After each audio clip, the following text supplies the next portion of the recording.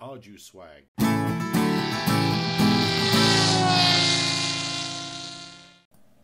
An unsolicited video. What do I mean by that? I mean the guys at Ardupilot have got no idea I'm making this, but make it I shall. And I feel quite passionate about the Ardupilot project. I've been quite close to it for many years, and it was, I think I'm right in saying, the second oldest autopilot, open source autopilot flight stack in the world. The oldest one being Paparazzi, and it's only a couple of years behind that. Now they've opened a swag store, and the swag store is to allow you to buy things and contribute a little bit of money back. I mean, it's obvious really, isn't it? Many people use Ardupilot commercially, be it in, because remember, it'll fly planes, multi-rotors, traditional helicopters, it'll drive boats, it'll drive cars, it'll drive submarines now, and I've probably forgot some stuff it'll do. And you can get that all for free onto whatever hardware you have. So say a few people use this commercially and are selling products, and the flight stack that they're selling is Ardupilot, and they may not be contributing back. So if those vendors were to just chuck a couple of t-shirts, hats, or remove before flight key rings into the box for their valued customer, for they must value their customer, then that's going to increase the donations to the project. Why does the project need money? Because exciting things are happening and they need to buy hardware. A good example is Tom Pittenger keeps being asked to do reverse thrust, and him, and in fact nobody on the project has any reverse thrust ESCs, so it can't be tested. So that's the sort of thing money's needed for.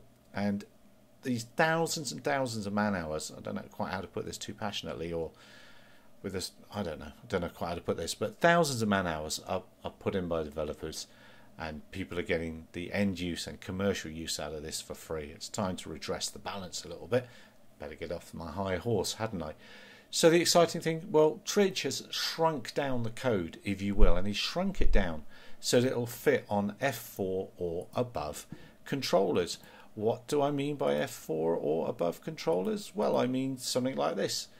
The OpenPilot Revo, $53. Obviously you've got to add a GPS to that, but you can dip your toes. You might even have one. That's the great thing, that many people will have F4 and higher boards lying around, and what it means is with the addition of a GPS you can dip your toes into the world of Ardupilot, just like iForce 2D has done recently.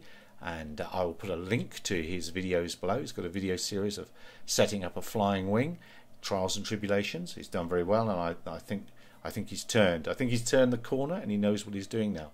So you can dip your toes in the water of the Ardupilot world, again, to fly planes, helicopters, drive boats, cars, whatever sort of robotic vehicle it is you want, out of the low-cost hardware. And then once you're happy and got the hang of it all, you can move up. You can then get yourself a cube or something like that, because the cheaper hardware will have disadvantages. There are always going to be disadvantages, not least of which is the very mass of the thing.